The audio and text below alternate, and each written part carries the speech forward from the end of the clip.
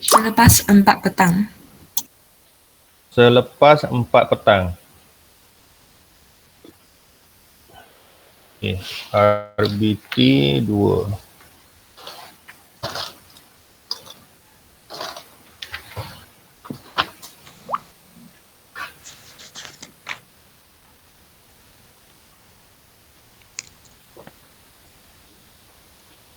RBT 2 free selepas, maksudnya 4 petang 4 petang ke atas lah. Ya, betul. Okey, saya perlu tanya lagi 2 kelas RBT 1 dan juga RBT 3 sebab kita akan buat taklimat ni secara serentak dia mesti serentak supaya maklumat yang disampai itu adalah maklumat yang sama untuk ketiga-tiga kelas. Jadi saya akan dapatkan maklumat RBT 1 dan 3 sama ada mereka free ke tak hari Isnin selepas jam 4 petang. Ini taklimat ni tak lama, mungkin dalam setengah jam macam tu juga. Jadi dan taklimat ni perlu direkodkan perlu direkodkan, ada kehadiran. Syakir pergi mana bawa masuk Saya memang tak suka orang masuk lewat Saya boleh masuk sharp 8.30. Ada pelajar saya masuk lewat, saya memang pantang dengan masa Okey, kalau saya tak dapat masuk awal, saya akan bagi tahu awal. Saya kena pergi sana, kena pergi sini, buat itu ini, saya akan bagi tahu awal. Tapi tolong jangan masuk lewat Sama juga jika secara face to face masuk lewat 15 minit dikira tidak hadir. Okey. Jika ada masalah lain boleh WhatsApp dan grup bagi tahu. Ni ada lagi ni, 2 orang lagi ni tak masuk Ini mentang-mentang berada di rumah ni, suka-suka dia ini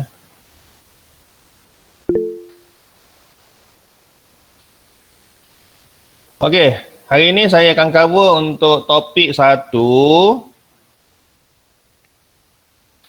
dan selebihnya kita akan buat tutorial. Dan platform tutorial setakat ni saya gunakan Padlet Okey, Padlet dan juga Classroom Google Classroom. Classroom tu sama ada saya akan letak soalan-soalan tutorial terus di dalam tu dan untuk dijawab di ruangan komen oleh anda semua, ataupun saya akan pergi kepada extension app lah. Mungkin ada Google Doc ke PowerPoint ke apa benda ke, apa-apa sajalah platform. Buat masa ni saya buat di Padlet Jadi soal aktiviti ni saya akan berikan dalam GC, jangan awak klik dalam GC untuk awak pergi ke Padlet.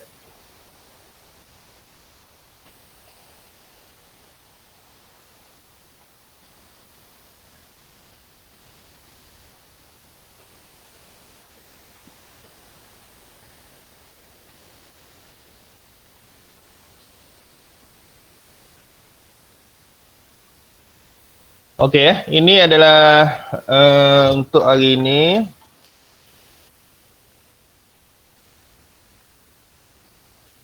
Okey, sekarang boleh nampak tak? Jelas?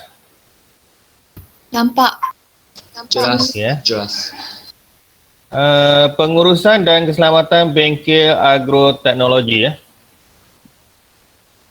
ini lebih kepada peraturan-peraturan, punca-punca dan juga cara-cara untuk kita mengatasi masalah. Bukan mengatasi lah juga nak atasi memang susah, tetapi kita boleh kurangkan risiko kemalangan sama ada di tempat kerja, di bengkel, di tempat kerja. Kalau dalam konteks awak adalah di tempat belajar lah. Okey, objektif kursus ini kita dapat menjelaskan peraturan umum bengkel ataupun makmal, menyatakan peraturan keselamatan ladang agro, mempraktikkan etika semasa melakukan aktiviti ladang. Sekejap saya nak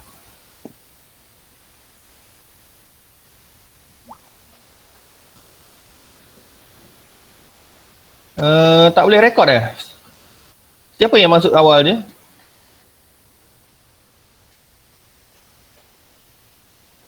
Cuba cek masing-masing di 3 button tu, siapa yang masuk Saya awal dia sedang yang record. boleh record. Okey, you record Saya. Okey.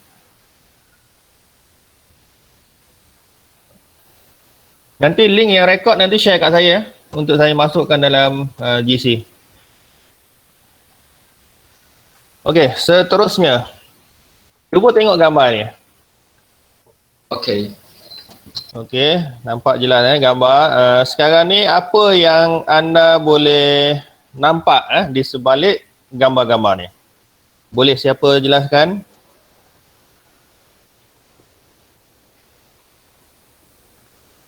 Tong sampah. Senyap je semua ni.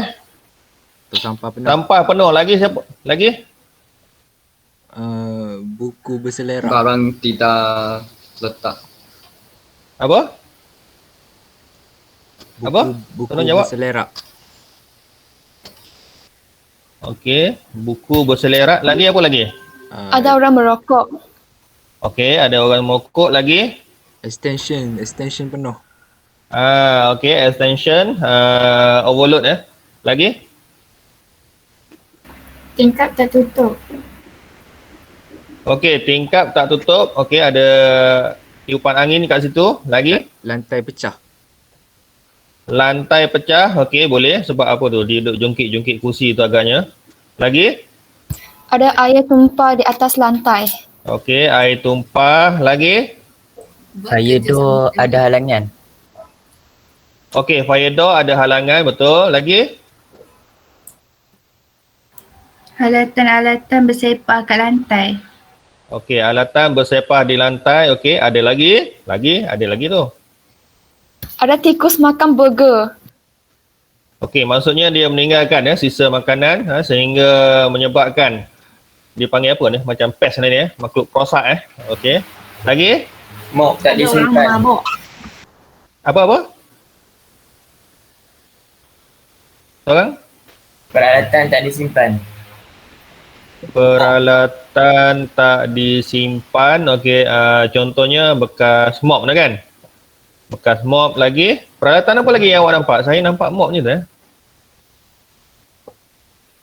Screwdriver. Apa lagi tu? Screwdriver tu, itu dia tengah dia tengah repair apa tu, printer ke apa tu. Dia letak bersepah tengah jalan Okey. Ada lagi tak? Ada lagi ni. Alat pemadam api bukan pada tempatnya. Alat pemadam api Okey. Alat pemadam api diletakkan dalam apa dipanggil ni? Almari atau disorokkan, gobok. Sepatutnya benda ni digantung di tempat yang terbuka. Okey, lagi? Ada lagi ni. Penebat wayar tercabut.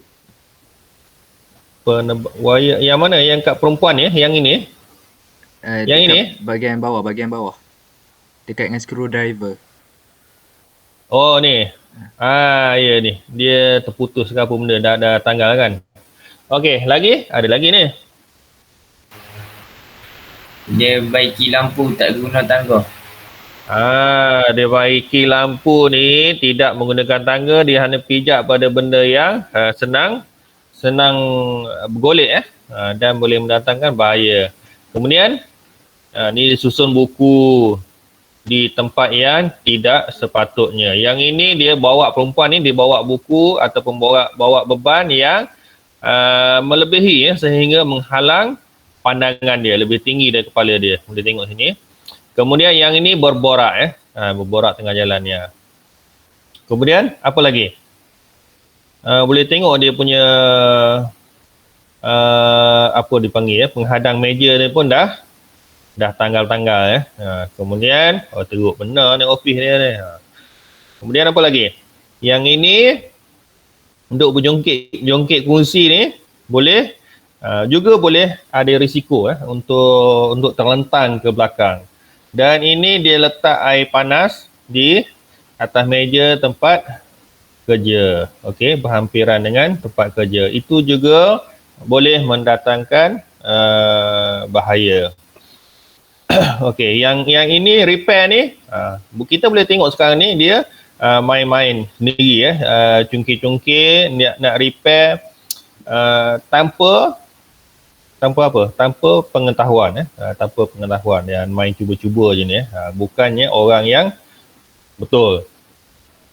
Kemudian ni tak bertutup semua pintu-pintu almari loker ni semuanya tak bertutup. Kemudian ada lagi, siapa nampak ni, pasu bunga. Pasu bunga diletak di tempat yang tidak sepatutnya, atas apa ni, CPU kan. Dah lah letak atas CPU, ada air siram pula. Siram, air meleleh turun dan bawah ni ada plug.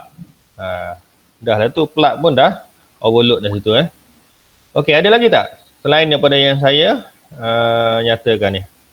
Ini yang kabel wire ni, kabel ni tengah jalan ni pun boleh menyebabkan orang tersadung nanti Okey, jadi ini adalah contoh contoh persekitaran ataupun ruang kerja yang langsung tidak selamat.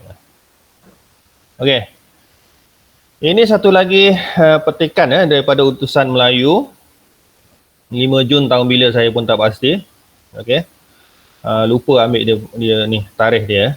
Dia cakap seorang pekerja ladang warga Indonesia maut setelah terjatuh dari traktor yang dipandunya dan tersepit pada bahagian tayar belakang kenderaan tersebut di ladang kelapa sawit Kedah Gunung Bersaut 1 dekat sini semalam. Okey, jadi ini di berita tak tahu tahun bila, yang pasti bukan tahun ni, tahun lepas lah.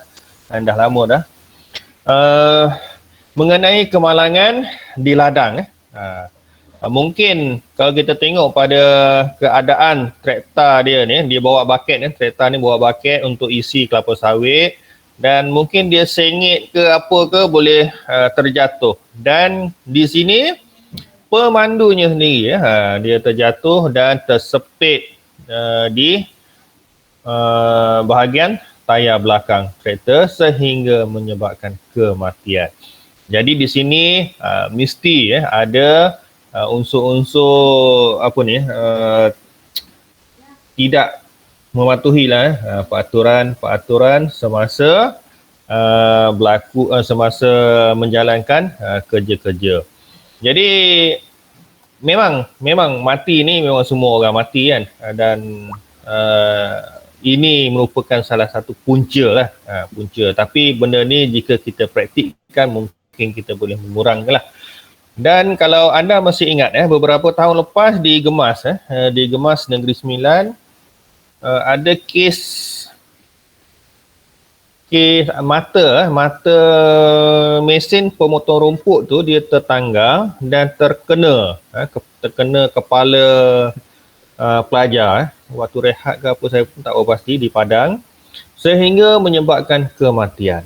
Jadi itu pun juga akibat daripada tidak mematuhi SOP yang ditetapkan. Jadi sebut pasal kemalangan memang ia boleh mendatangkan maut.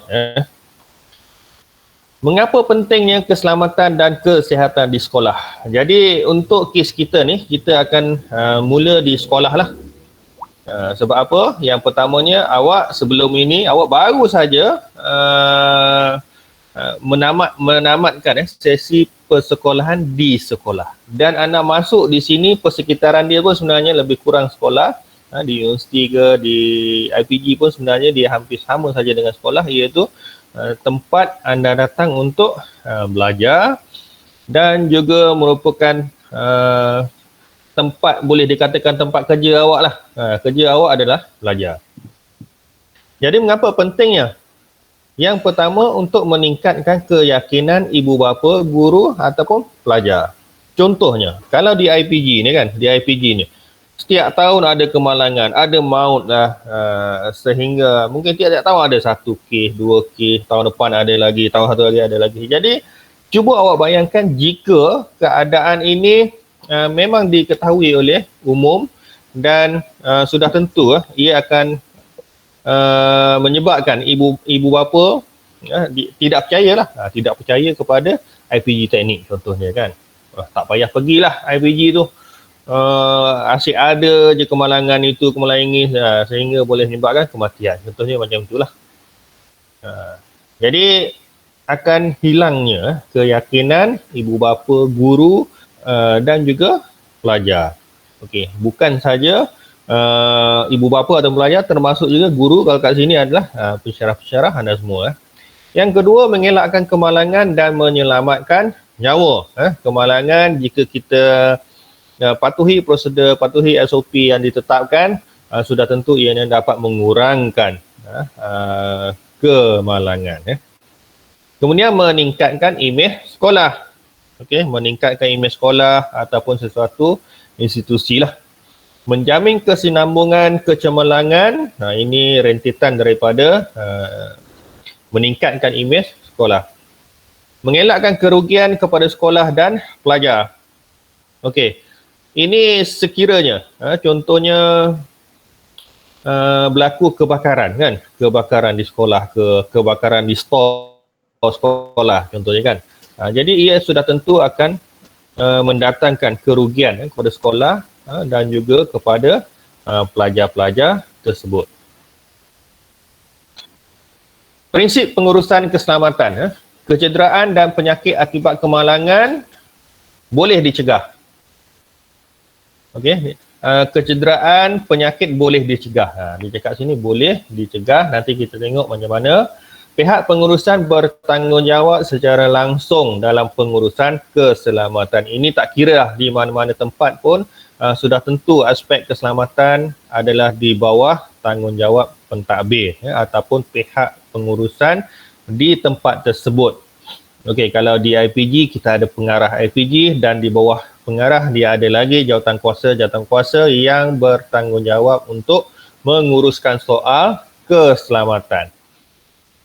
Okey, keselamatan kat sini adalah luas, adalah luas skop dia, bukan keselamatan tu awak tengok pagat kan, ada pagat selamat. Tidak, itu adalah salah satu. Pagat dia tak jaga ni kebakaran apa semua dia tak jaga. Dia ada jawatan lain yang bertanggungjawab menguruskan risiko-risiko akibat daripada kemalangan. Banyak kemalangan dalam bangunan, kemudian kalau di luar bangunan pokok-pokok kayu contohnya kan, di bahagian tangga, macam-macam lah. Kemudian perlu latihan. Okey, latihan.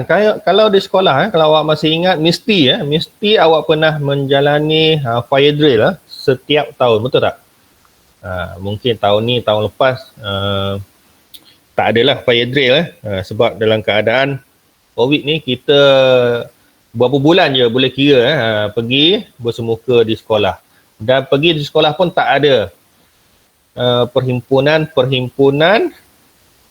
yang crowded. Kalau buat fire drill dia akan ada crowded lah kat situ. Jadi mungkin tak adalah dalam setahun dua ni.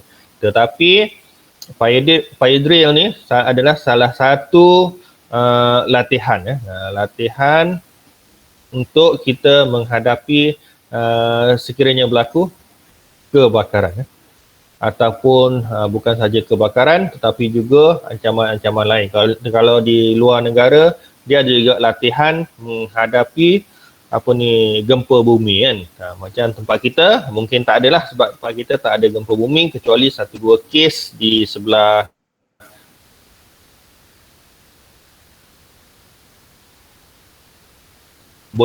orang cakap kadang-kadang je lah berlaku, bukan tak ada tapi dalam skala yang rendah. Okey, audit dan pemeriksaan keselamatan perlu dilaksanakan. Okey, setiap aspek-aspek yang berkaitan dengan keselamatan ni dia ada pemeriksaan, dia ada audit dia. Okey, contohnya kalau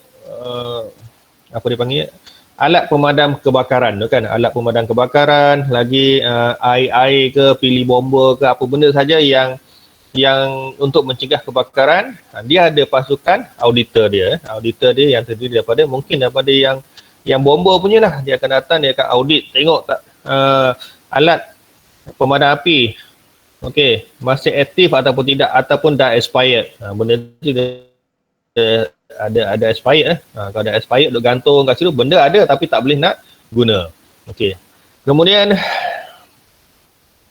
Sebarang kelemahan hendaklah dibaiki segera. Macam saya cakap tadi, jika ada kelemahan dari segi alat pemadam kebakaran yang dah tamat tempoh, maka perlulah kita segera mengambil tindakan.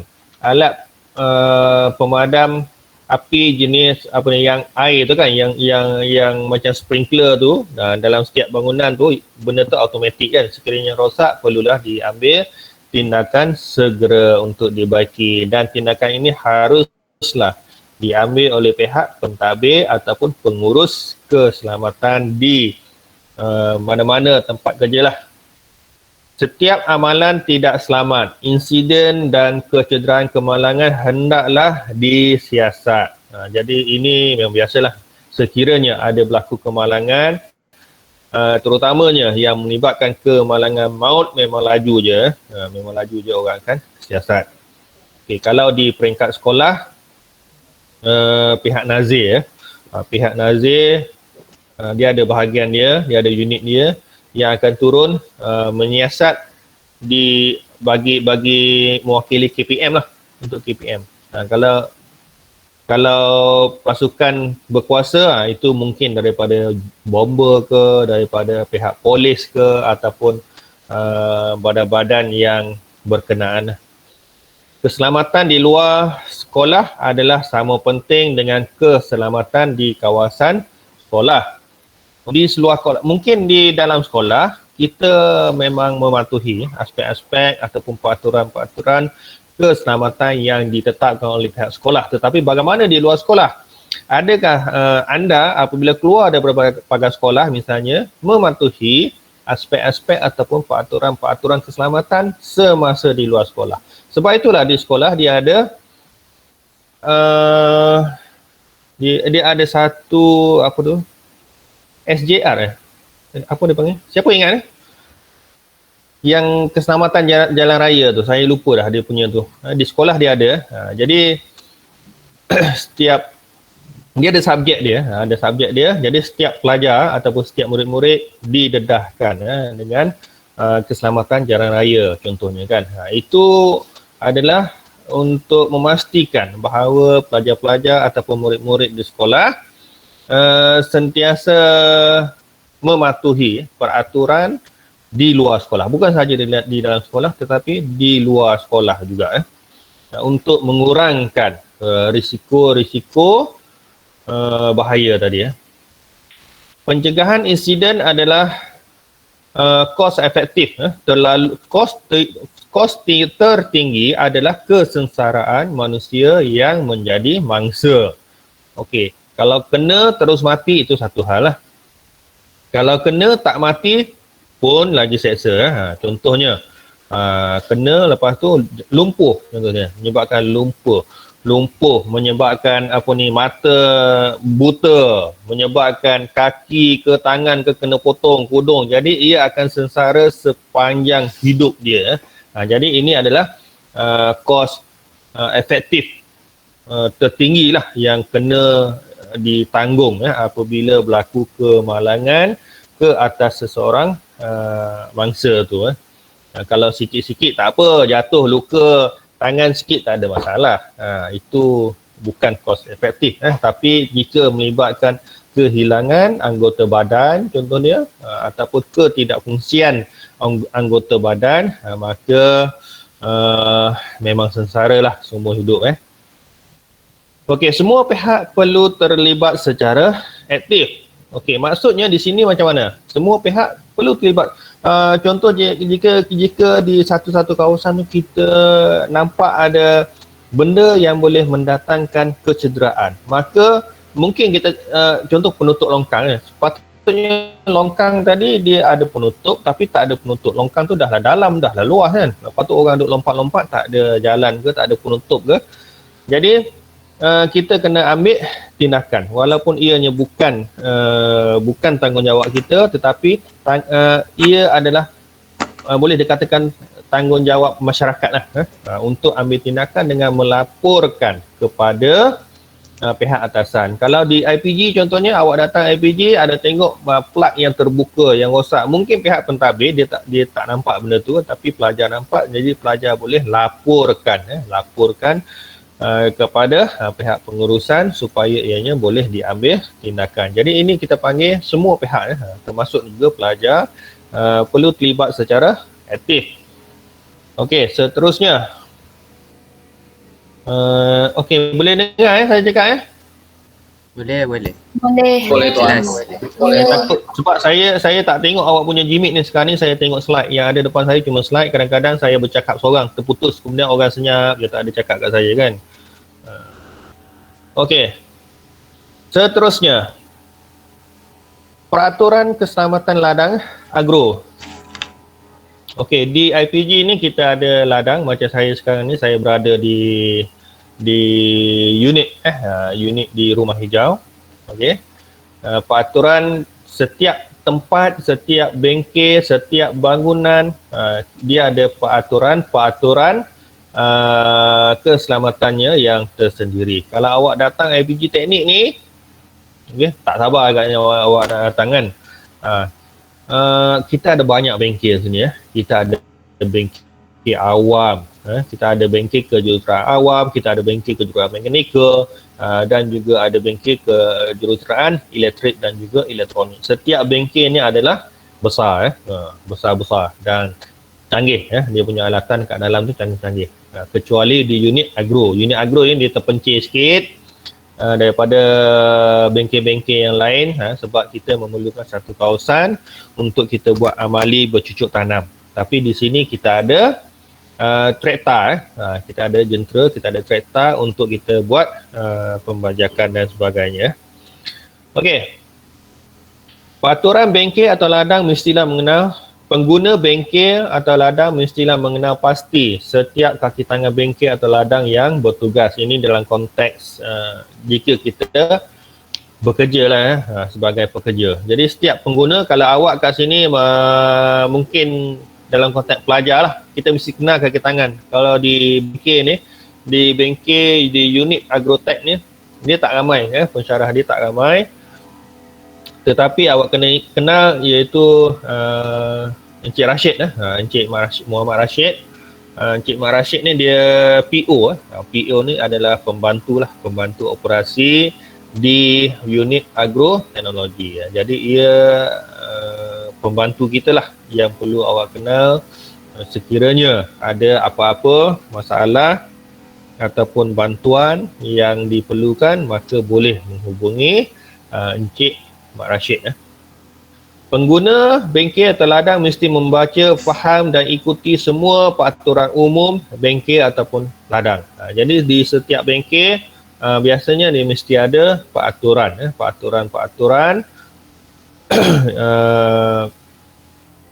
kepada setiap pengguna. Pengguna perlu berhati-hati dan mengambil langkah-langkah keselamatan semasa menggunakan racun perosak. Ini sekiranya kita gunakan racun, sebab kita di ladang agro memang kita ada racun. Rujuk pengendalian bahan kimia, peralatan dan jentera. Rujuk pengendalian bahan berisiko tinggi. Okey, kita ada banyak peralatan. Contohnya ada cangkul, ada tajak, ada macam-macam peralatan untuk pertanian. Dan juga bahan-bahan yang berisiko tinggi. Cuma kita di bengkel ni yang bahan berisiko tinggi, saya rasa macam tak ada. Macam traktor pun awak tak boleh gunakan. Okey, tidak dibenarkan menggunakan traktor. Yang ada cuma macam tu lah, macam cangkul. Cangkul pun dikira sebagai berisiko tinggi jugalah, sekiranya kita tidak mengendalikan dengan betul. Seterusnya, mematuhi peraturan berpakaian yang telah ditetapkan bagi menjamin keselamatan. Tidak memakai pakaian yang longgar dan aksesori yang labuh kerana ia mudah tersangkut dan boleh menyebabkan kemalangan. Biasanya jika kita ada amali, saya akan bagi tahu yang kita akan buat amali dan pelajar akan pakai pakaian amali pakaian outdoor untuk buat aktiviti amali. Tak adalah yang perempuan tu pakai tudung labu, pakai pakai baju kurung kan nak pergi berkebun. Tidak. Jadi semuanya biasa tak jadi masalah lah. Semuanya dapat mematuhi peraturan. Okey. Seterusnya, pastikan kawasan bengkel tidak berminyak bagi mengelakkan kemalangan. Minyak kat sini mungkin ada tumpahan minyak daripada kalau kita ada kereta, daripada kereta, daripada alatan-alatan mesin yang menggunakan minyak contohnya. Sebab apa? Minyak ni yang pertama ia licin. Licin dan yang kedua dia mudah terbakar. Tempat kerja mestilah mendapat cahaya yang mencukupi dan sistem pengedaraan yang baik bagi memastikan kerja yang dilakukan tidak menghadapi sebarang masalah. Cuma di bilik kita ni sebab dia beraircon, tapi sentiasa bertutup lah. Kalau tempat tu tidak beraircon, kita mesti pastikan bahawa ia lapang. Tingkap-tingkap dibuka. Sama di sekolah, awak masuk bengkel, biasanya cikgu akan minta buka tingkap kan. Supaya apa? Pencahayaan dan juga pengudaraan tu baik. Tempat kerja hendaklah sentiasa bersih daripada sebarang sisa kerja seperti serpihan besi dan minyak bagi mengelakkan kemalangan yang disebabkan oleh bahan tersebut. Sisa haiwan dan sisa tumbuhan perlu dikendalikan dengan selamat. Rujuk pengendalian sisa makmal. Okey. Sisa haiwan di tempat kita ni, kalau di sini kita tak ada bela haiwan lah. Tetapi mungkin kalau di KV contohnya College Vocational, dia ada College Vocational yang menawarkan khusus pertanian. Mereka ada ladang ternakan, sama ada lembu, kambing ataupun kalau yang poultry itu adalah ayam kan, ayam ke itik ke burung puyuh ke ataupun apa-apa sajalah. Jadi setiap sisa haiwan ataupun tumbuhan perlulah dilupuskan, dikendalikan dengan betul. Untuk di KV saya menarik jugalah tengok dia punya kos dengan sisa-sisa yang yang ada tu mereka guna balik mereka recycle balik, contohnya untuk buat baja, okey, buat kompos dan sebagainya. Ini ada dalam silibus dia orang. Jadi tak adalah benda tu dilepaskan ataupun dibuang begitu saja. Okey, seterusnya etika ketika berada di ladang. Yang pertama, pakaian. Semasa berada di ladang, pakaian haruslah sentiasa kemas dan teratur. Macam saya cakap tadi, jika ada amali, mestilah pakai pakaian amali, pakai tracksuit lah. Kemudian di ladang kita ada boot kita ada boot getah, jadi boleh pakai boot. Elakkan memakai pakaian yang longgar dan nipis. Pastikan juga di bahagian bawah seluar tiada tali yang terjuntai keluar. Ini kerana untuk mengelakkan tali seluar tersangkut pada jentera semasa sedang melakukan kerja. Tak kira lah pada jentera ke pada alatan ke. Biasa tracksuit tu dia ada tali kan. Jadi kena pastikan tali tu selepas diikat dimasukkan ke dalam. Semasa melakukan kerja meracun, pastikan juga kita memakai baju yang telah disediakan khas atau apron, goggles, yang khas, sarung tangan dan juga kasut boot. Okey, ini semasa kerja-kerja meracun. Pendek kata, ini semua adalah PPE. Kita kena pakai PPE semasa menjalankan kerja-kerja yang berisiko tinggi. Contoh kat sini, dia cakap meracun. Tetapi di tempat kita buat masa ini, yang lepas-lepas kita tak adalah minta pelajar menggunakan racun kimia untuk meracun. Dan tanaman-tanaman yang kita tanam sebelum ini adalah bebas daripada racun. Semuanya adalah nak cakap organik sepenuhnya tidak juga, tetapi kita tidak menggunakan racun kimia. Yang kita guna cuma baja kimia. Okey, semasa memandu traktor, elakkan membawa penumpang bersama memandu traktor. Semasa bersama, ini tabiat kalau kita tengok di kampung-kampung, siapa yang dari kampung, ada sawah ke contohnya, jadi kita boleh tengok biasanya apabila traktor sedang membajak sawah misalnya, akan ada penumpang daripada biasanya kanak-kanak lah, kanak-kanak suka. Jadi sepatutnya itu adalah menjadi satu kesalahan. Sebab apa? Benda tu dia goyang-goyang, lagipun traktor ni dia tak ada tempat 2-3 orang duduk kan. Tempat duduk dia cuma satu saja. Jadi jika ada penumpang naik, dia akan bertenggek je kat tepi dia kan. Jadi risiko untuk jatuh tu memang ada. Kalau jatuh memang habis lah. Kena gilis ataupun kena, kalau traktor bajak tu dia ada rotor belakang kan, habislah. Lumat kat situ Dan benda ni memang pernah berlaku, ada yang berlaku. Kemudian memandu dalam kelajuan yang paling rendah. Sepatutnya macam tu lah. Mana boleh naik traktor contohnya, pandu laju-laju macam bawa kereta kan. Kurangkan kelajuan semasa membelok. Matikan suis utama jika berada dalam kecemasan. Okey. Sebab apa? Dia traktor ni dia bahaya sebab dalam keadaan suis yang hidup, jika tertekan apa-apa fungsi gear ke apa ke, jadi benda tu akan hidup. Dia hidup dan dia akan bergerak dan boleh menyebabkan kemalangan. Semasa memandu, elakkan berbual dengan kawan-kawan. Duduk di tempat yang disediakan. Sentiasa fokus semasa melakukan kerja.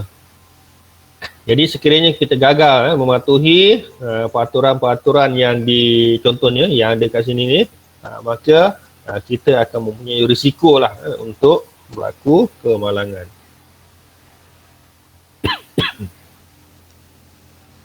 Semasa meracun rumpai. Sebelum memulakan proses meracun, pastikan mesin penyembur racun dicuci dengan bersih untuk membuang sisa racun yang terdahulu.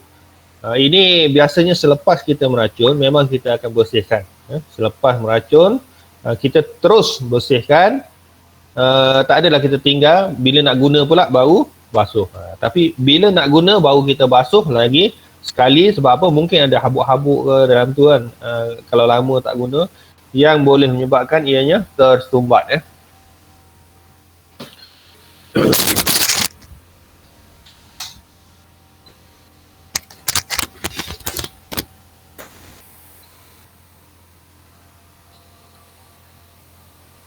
Okey, seterusnya bancuh racun mengikut sukatan yang disyorkan sahaja. Ini adalah untuk mengelakkan pembaziran. Okey, contohnya kalau untuk satu tong racun 15 liter tu, satu skop dah cukup contohnya kan. Dia punya fakturan dia tu, dia punya kadar sukatan dia tu, maka tak perlulah kita letak sampai 2. Konon-konon nak bagi kau sikit lah, cepat mati contohnya kan. Padahal kesan dia adalah sama sahaja. Jadi secara tidak langsung ni dia akan menyebabkan kerugian.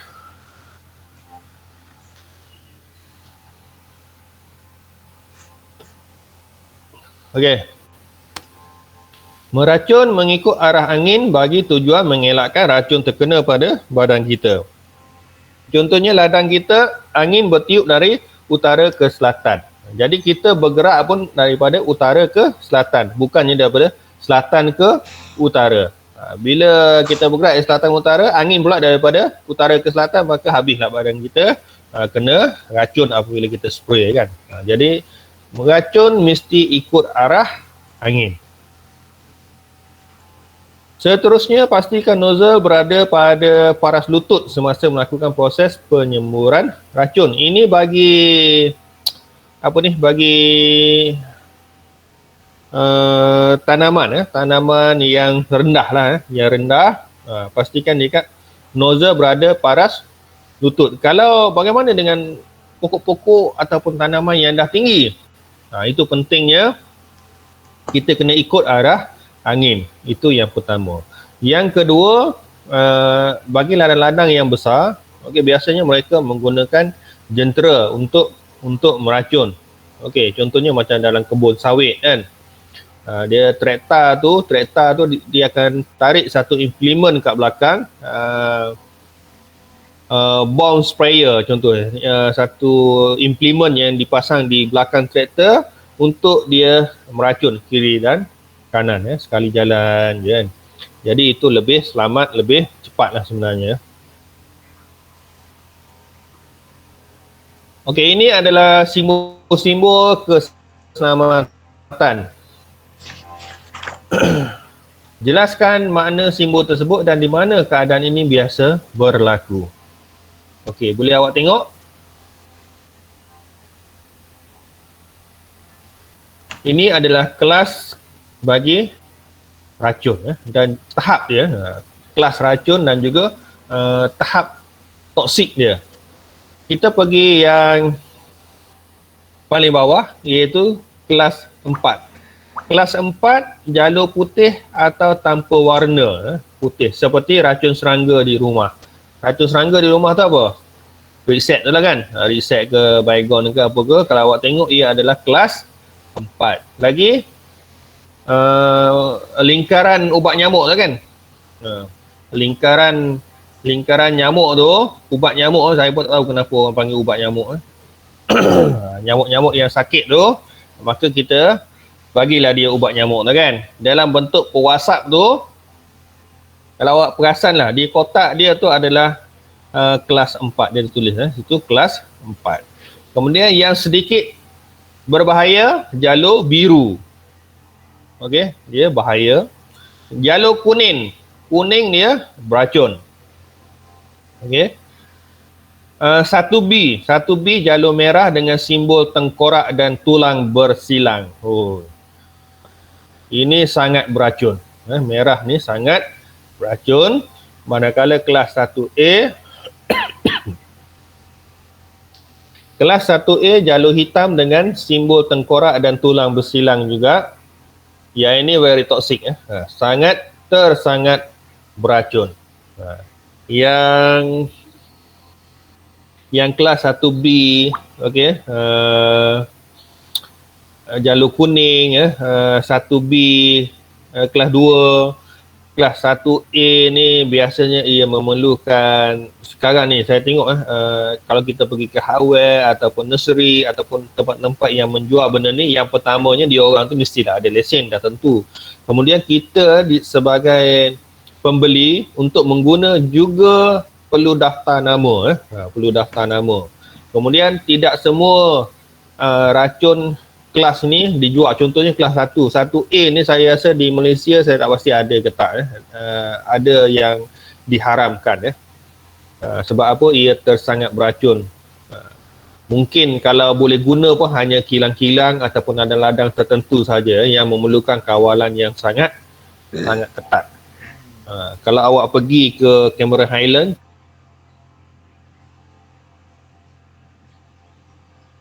contoh dia, kita boleh memang dikawal ketat lah. Okey, ini adalah kelas dan juga simbol tahap racun. Terusnya kita tengok hazard. Apakah hazard?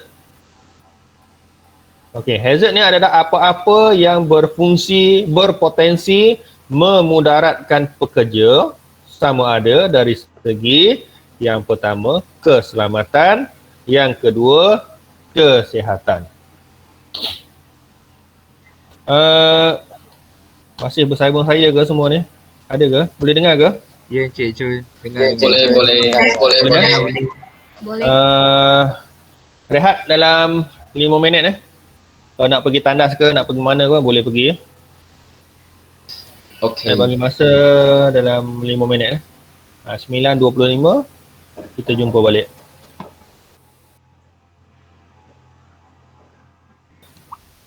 Yang pertama, Farah Izura, Muhammad Syakir, Noain, Awatif, Lashmi, mohon turn in kehadiran untuk yang 15 hari bulan 9 yang ganti pada hari yang kita buat pada hari ini. Kemudian Lashmi ada lagi satu untuk yang hari ini. Nanti turn in jangan lupa turn in kehadiran. Kalau tak nanti saya kira tak hadir je. Ini yang dalam GC. Yang sebenarnya nanti saya kena isi kehadiran ni dalam sistem item nanti ya. Okey. Kita cuba habiskan secepat yang mungkin sebab awak kena buat tutorial pula. Kita nak habiskan untuk minggu ni dan minggu depan kita akan masuk kepada bab 2. Bab 2 saya rasa awak dah bincang semalam kumpulan mana yang kena buat. Dia bukan terus habis bab 2 tu bukannya minggu depan 2 jam terus habis Dia kalau tengok situ bab 2 tu dia makan masa sampai 8 jam tu Jadi buatlah untuk memenuhi 8 jam tersebut Kuliah adalah 5 jam. Kemudian tutorial ada 3 jam. Jadi kuliah awak boleh buatlah sedia untuk kuliah dalam 5 jam pembentangan, lebih kurang macam itulah. Tak adanya mungkin minggu depan tu hanya sempat topik pertanian dan komuniti saja mungkin ataupun sampai kepentingan pertanian. Yang lain-lain kita akan sambunglah macam tu Okey. Sambung balik Hazard tadi. Nampak slide saya? Masih ada ya? Ada. Okey, teruskan. Jenis-jenis hazard. Okey, yang pertama kita ada hazard kimia iaitu apa? Pelarut kan. Pelarut, asid, alkali, gas dan lain-lain itu adalah hazard kimia. Apa tadi hazard? Hazard adalah apa-apa yang berpotensi memudaratkan pekerja. Apa-apa saja, tidak semestinya yang bahan-bahan kimia saja. Dia ada hazard fizikal. Contohnya apa? Elektrik, haba, bunyi bising, okey, radiasi, debu, habuk dan lain-lain.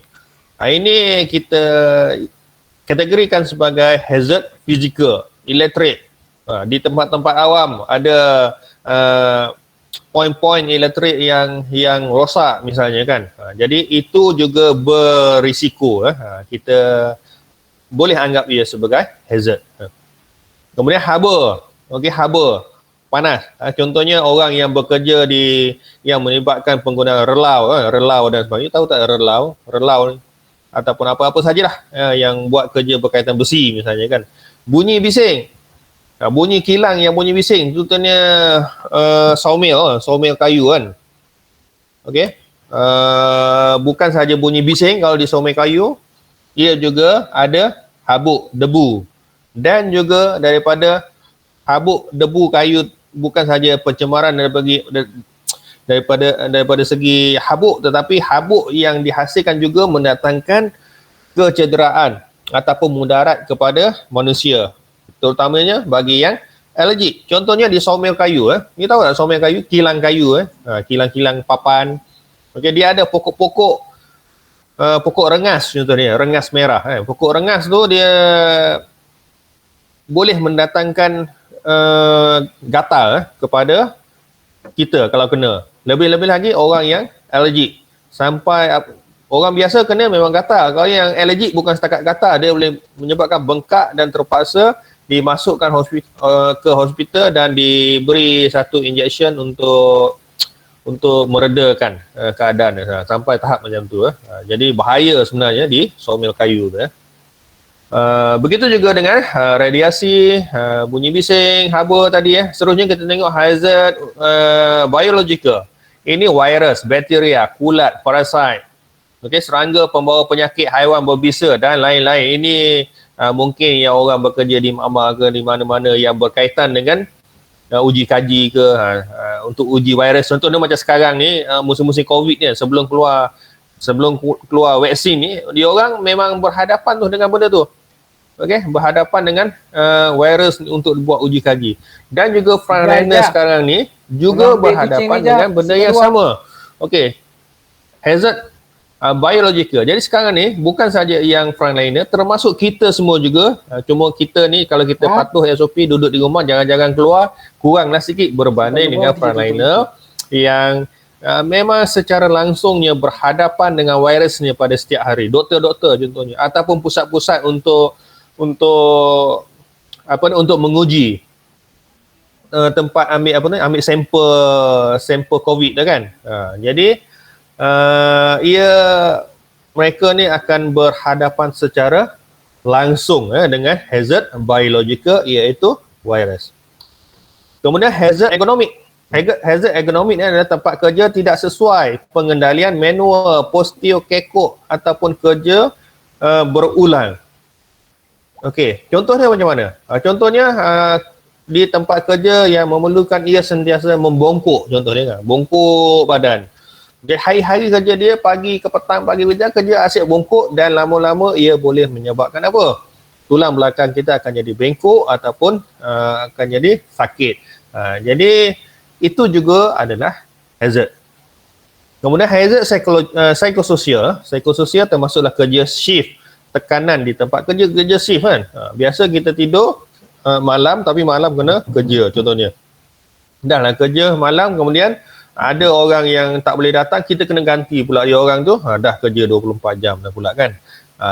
Jadi ia pada masa yang sama ia boleh jadi tekanan tekanan di tempat kerja, salah guna dadah, alkohol, gangguan seksual dan juga keganasan.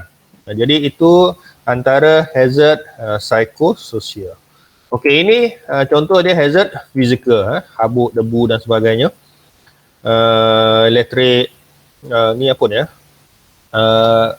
timpalan, welding menggunakan peralatan welding boleh menyebabkan kecederaan kepada mata. Terusnya hazard, biohazard, ini sengatan oleh binatang berbisa, terdedah kepada virus tadi. Kemudian ini pun hazard juga ni sebenarnya ni. Kalau awak tengok, awak kenal tak siapa ni? Nampak tak mouse saya ni? Siapa kenal ni yang bermain dengan buaya ni? Mungkin bukan zaman awak lah kot. Hello kelas. Kenal. Anda bersama saya. Ya? Kenal. Siapa? Tak ingat nama dia. Kena tengok video dia. Okey, ini adalah Steve Irwin Okey, Steve Irwin ni dia tak silap saya dia pemilik zoo Australia. Jadi dia mati mati disebabkan oleh sengatan apa? Siapa tahu? Awak tak tahu punya Dia mati disebabkan oleh terkena sengatan stingray stingray fish ataupun ikan pari Ikan pari ni berbisa, sengat dia memang berbisa. Semasa dia buat pergambaran dengan ikan pari, besar ikan pari tu dan sengatan dia pun panjang, sengat dia tu. Sengat dia berada kat ekor, bukan berada kat gigi macam apa tu? Macam lipan ke apa tak dia. Dia ada kat ekor. Jadi sengatan dia tu hampir-hampir nak kena pada jantung dia. Masa tu dia tengah berenang kan. Tak kena, hampir kena. Tapi yang kena kat kaki pun boleh separuh mati, apatah lagi yang kena betul-betul dekat jantung. Jadi dia tak dapat diselamatkan lah. Jadi sekarang ini yang dia pegang ni pun menjadi satu isu. Kalau awak tengok ni, dia pegang apa dah? Pada masa yang sama dia pegang bayi. Ni dia buat pertunjukan ni di zoo dia ni. Bayi dia sekarang ni, anak dia lah ni. Anak dia pun dah besar sekarang ni. Anak dia pun dah mewarisi lah dia punya kemahiran ayah dia. Dan sekarang juga menjadi penjaga zoo lah. Anak dia ada 2 orang, seorang lelaki, seorang perempuan ni. Jadi semua jadi zookeeper lah. Ini orang yang glamour jugalah satu masa dulu. Seterusnya adalah hazard ergonomik. Ini dia hazard ergonomik. Kerja dia duk bongkok je contohnya. Ini yang saya maksudkan relau tadi dia panaskan alat untuk memanas besi ke apa-apa saja logam sehingga menjadi cair dengan suhu yang beribu-ribu darjah. Itulah relau. Jadi yang ini tengok laptop, tengok laptop, tengok komputer dengan posisi yang tidak betul. Jika benda ni berulang-ulang, ia akan menjadi hazard lah yang boleh mendatangkan kecederaan mungkin kepada belakang ni lah. Yang ini ni apa kaitan ni, yang motor ni?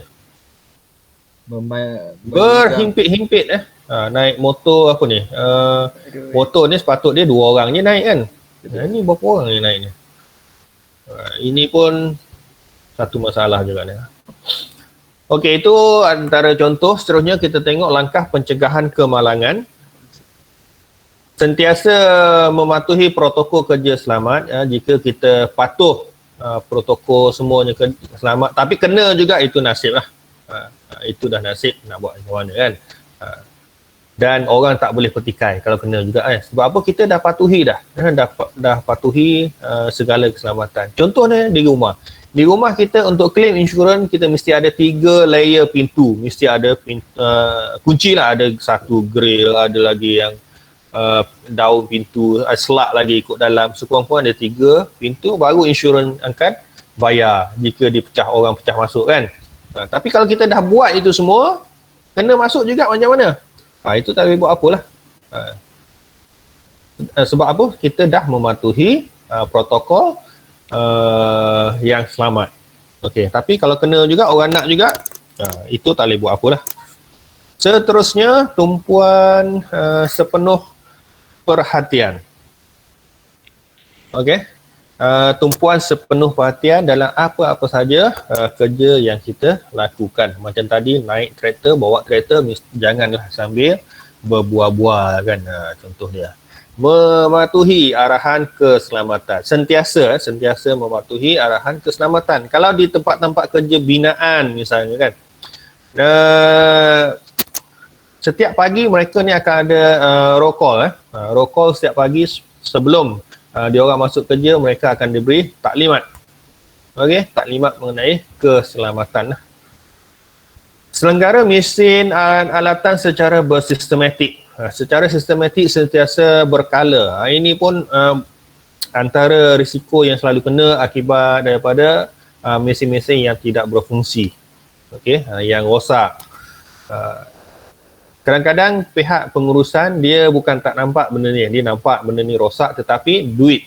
Okey, tak ada peruntukan, tak ada bajet untuk repair, untuk selenggara, maka benda tu dibiarkan. Jika dibiarkan maka ia akan mendatangkan hazard kepada pekerja-pekerjanya. Tidak makan atau minum atau merokok semasa kerja. Tidak mengambil dadah ataupun alkohol. Okey, memang pada waktu kerja tu mungkin dia tak ambil, tapi pada malam tu dia balik kerja dia minum, dia mabuk, besok dia nak pergi kerja contohnya kan. Jadi pergi kerja pun dengan kepala tintong lagi. Jadi boleh mendatangkan bahaya kepada orang lain. Kes kemalangan di Johor sebelum ni kan. Sekali langgar berapa? 12 orang kanak-kanak ke apa kan. Yang naik basikal tu kan. Tu kes apa? Kes mabuk lah tu kan. Jadi kalau dia yang mati tak apa, ini menyebabkan orang lain yang sengsara. Hadiri latihan keselamatan dan kesihatan pekerjaan KKP. Kalau untuk kerja-kerja binaan di syarikat-syarikat yang terlibat dengan yang menguruskan secara langsung hal-hal yang berkaitan keselamatan pekerjaan, CIDB dan sebagainya, memang mereka wajib hadiri latihan keselamatan. Macam kami pun di sini, pensyarah-pensyarah terutamanya pensyarah dalam bidang teknikal, memang hadiri walaupun kita tak pergi, kita jemput dia orang datang untuk bagi khusus mengenai keselamatan dan kesihatan pekerjaan. Okey, guna kelengkapan PPE yang sesuai dan betul. Okey, wujudkan tempat kerja yang sejahtera, susun atur yang kemas. Tempat kerja, kalau awak tengok gambar yang mula-mula saya bagi tadi tu, ia berselerak kan, macam-macam risiko keselamatan yang wujud kat situ. Ruang kerja yang selesa, pencahayaan yang mencukupi, ventilasi ataupun pergerakan ataupun pengaliran udara yang baik, bunyi bising yang terkawal. Okey, peralatan berfungsi dan sesuai. Okey, bunyi bising kadang-kadang bunyi bising kita boleh kurangkan dengan memasang, adalah dipanggil alat untuk serap bunyi, untuk serap bunyi bising, untuk mengurangkan bunyi bising. Dan kita tanam pokok-pokok, banyak-banyak pokok pun sebenarnya itu adalah juga apa kita panggil cara secara semula jadi untuk serap bunyi bising. Okey, dengan kita tanam banyak pokok. Kemudian peralatan berfungsi dan sesuai. Peranti keselamatan pada mesin yang sesuai. Penyimpanan selamat bagi bahan kimia. Okey, untuk bahan kimia dia ada store khas dia untuk kita simpan di tempat yang selamat. Kalau awak masih ingat, mungkin di mama-mama sains di sekolah awak sebelum ni mesti dia ada satu store dan benda tu mesti ada label, dilabelkan, wajib. Sistem pengera yang berfungsi, bukannya apabila berlaku kecemasan, benda tu tidak berfungsi. Sistem pencegah kebakaran yang lengkap dan berfungsi. Okey, tanda-tanda amaran bahaya yang jelas dan cukup, tanda-tanda arahan keselamatan yang jelas dan mencukupi. Seterusnya, kategori pengurusan risiko. Yang ini dia tadi yang kategori yang hazard kimia, fizikal, biologi, trafik dan juga kebakaran. Di antara potensi hazard yang wujud di sektor pertanian, ini khas di sektor pertanian, mesin bermotor dan peralatan elektrik pertanian. Penggunaan mesin dan peralatan pertanian yang tidak selamat boleh mengakibatkan luka akibat terkena pisau pemotong seperti dari peralatan mesin penuai. Kalau tak ada mesin penuai, mungkin kalau sini di bengkel agro ni kita banyak pakai pisau cantuman, contohnya semasa buat kerja-kerja cantuman. Renjatan elektrik atau kecederaan anggota badan akibat pendawaian yang tidak sempurna atau rosak pada peralatan elektrik pertanian. Okey, saya ada pengalaman mengenai renjatan elektrik ni, bukan saya yang kena tetapi pelajar saya, bukan di IPG tetapi di sekolah dulu. Apabila pelajar ni, kalau awak perasan di bengkel-bengkel RBT ke, dia ada soket plug 3 pin tu yang daripada logam tu. Bukan yang plastik yang logam. Yang logam tu dia boleh dikepak-kepakkan kan. Dikepak-kepakkan dan benda tu boleh tanggal. Bila tanggal, kita tak nampak kita mengajar di depan, mereka di belakang, tangan dia berada di bawah, dia duduk main-main benda tu. Jadi dia duduk main-main tu terkena kawan dia, kawan sebelah. Jadi dah terlentang kat lantai. Saya pun pelik kenapa. Lepas tu baru tahu yang kawan dia cakap kena renjatan elektrik. Dia macam dah lemah macam tu kan. Jadi terpaksa bawa ke klinik dan klinik terus hantar ke hospital dan kena tahan di ward. Saya dah cuak masa tu sebab kelas tu adalah kelas saya. Memang risaulah masa tu. Bila kena tahan, kecoh lah. Jadi kecoh lah sekejap.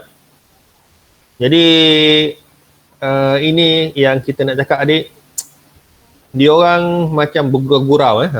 Bermain-main, bergurau-gurau di dalam kelas sehingga mendatangkan kecederaan yang serius. Nasib baik tak mati.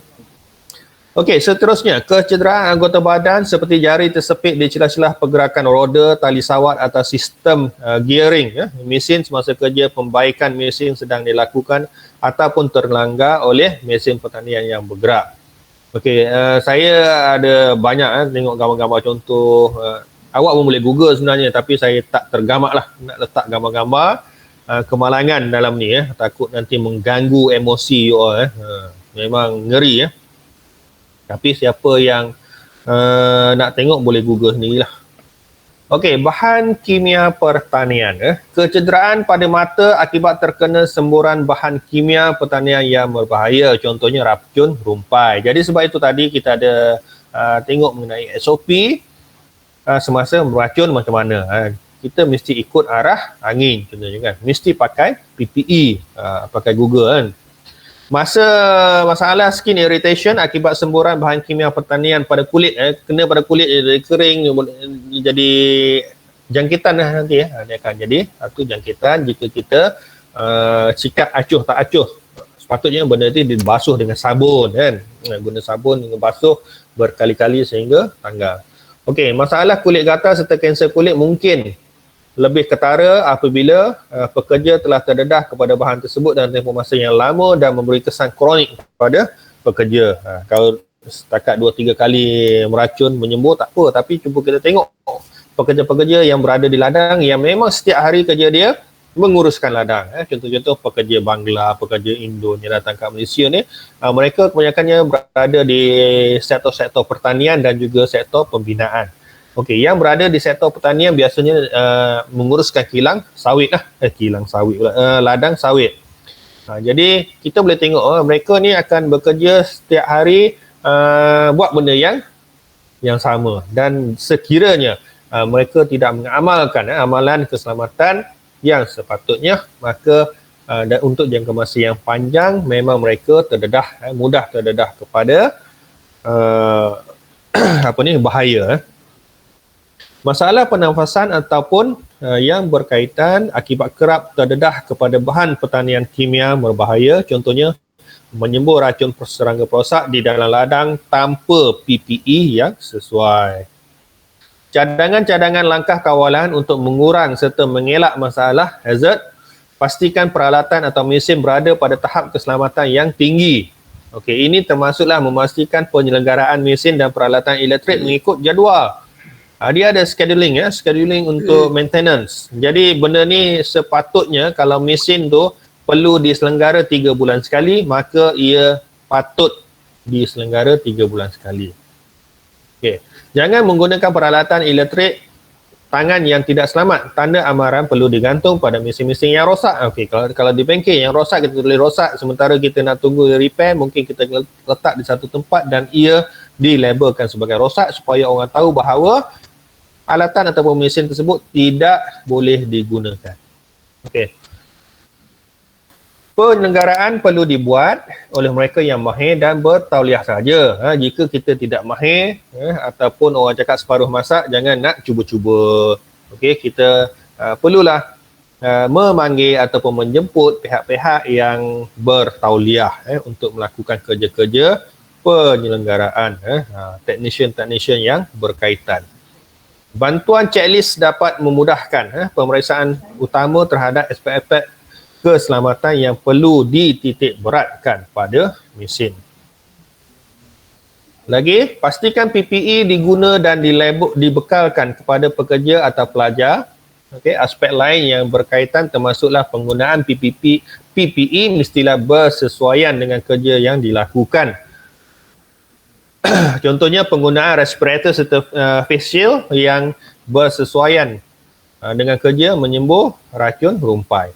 PPE yang diguna mesti selesa dipakai oleh pekerja atau pelajar dan dapat melindungi pemakainya dari hazard kimia tersebut.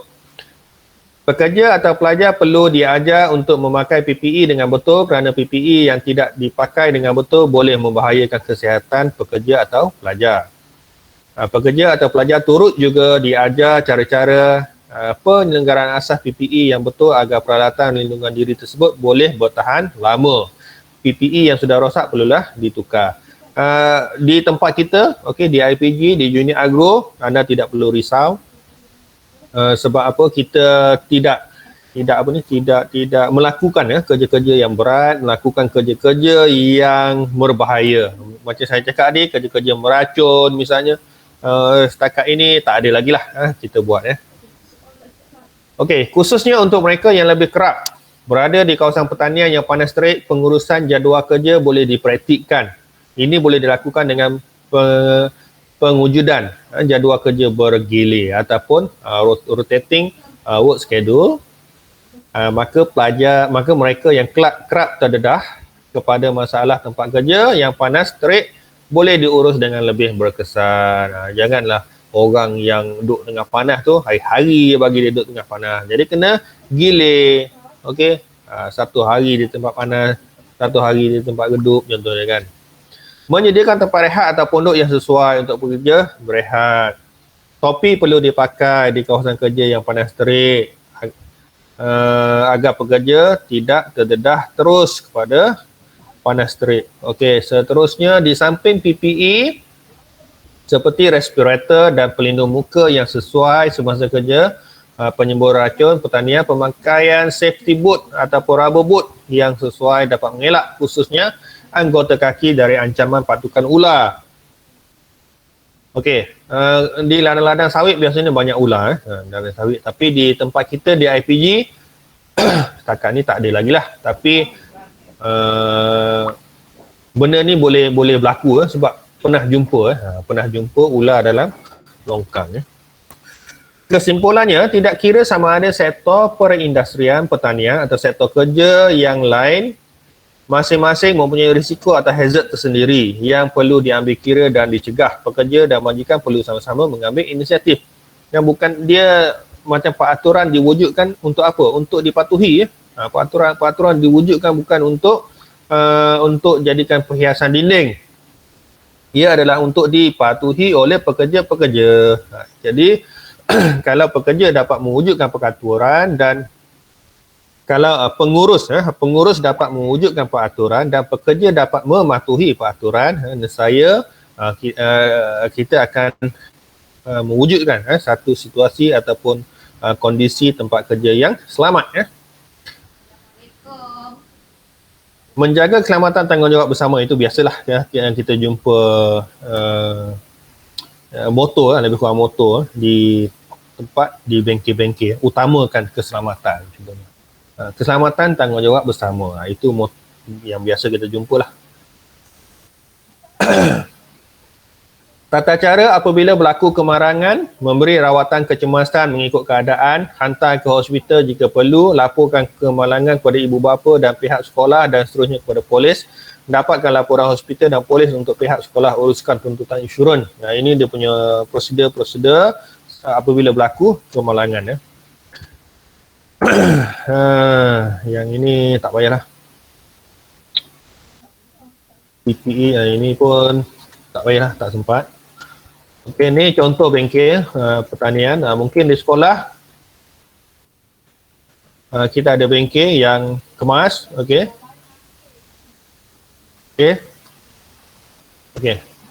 Lebih kurang macam itulah. Mesti tersusun, kemas. Okey, jadi sekarang ni saya nak anda pergi ke GC, okey, pergi ke GC ini. Ada lagi yang tak. Okey, semua dah turn in kehadiran. Okey, pergi ke activity tutorial pada hari ini. Kemudian klik pada ni Padlet yang disediakan. Okey, ada 5 kumpulan. Kumpulan 1 saya rasa awak dah agih-agihkan kumpulan semalam. Jadi kumpulan 1 jawab yang aktiviti tutorial 1, kumpulan 2 dan seterusnya sampailah kumpulan 5. Okey, untuk pergi ke Padlet ni, kalau boleh awak sign in awak sign in sebagai user supaya ada nama kat situ. Supaya keluar nama. Kalau tak nanti dia akan keluar tanpa nama situ. Dan awak boleh menjawab di bahagian komen. Contohnya, apakah NIOS? Okey, awak klik pada bahagian komen dan awak jawab kat situ. Kemudian jangan orang yang sama jawab. Orang yang biarlah dalam kumpulan tu biar ada semua orang lah jawab sikit-sikit. Ni contohnya NIOS ataupun DOS. Awak boleh pergi ke laman web yang berkenaan. Kemudian awak boleh baca, jangan copy panjang-panjang. Tengok, ambil poin-poin yang berkenaan saja, kemudian boleh copy, boleh paste kat sini sebagai jawapan. Jika ia memerlukan satu link, boleh copy link, letak sini link yang berkenaan. Jadi itu adalah lebih kurang setengah jam aktiviti tutorial awak untuk habiskan topik 1, pengurusan dan keselamatan bengkel agroteknologi. Okey, boleh faham kelas? Boleh. Okay. Jadi kita tamat di sini untuk hari ini dan awak ada setengah jam lagi sehingga 10.30 untuk kita sambung secara tidak segerak lah kot. Bukan tidak segerak, masih lagi secara segerak sehingga 10.30. Kalau tidak segerak ni mungkin awak boleh sambung sampai besok, sampai lusa kan. Jadi saya nak awak buat secara segerak, buat terus. Okey, kelas? Okey, terima kasih kelas dan awak boleh sambung dengan tugasan. Saya left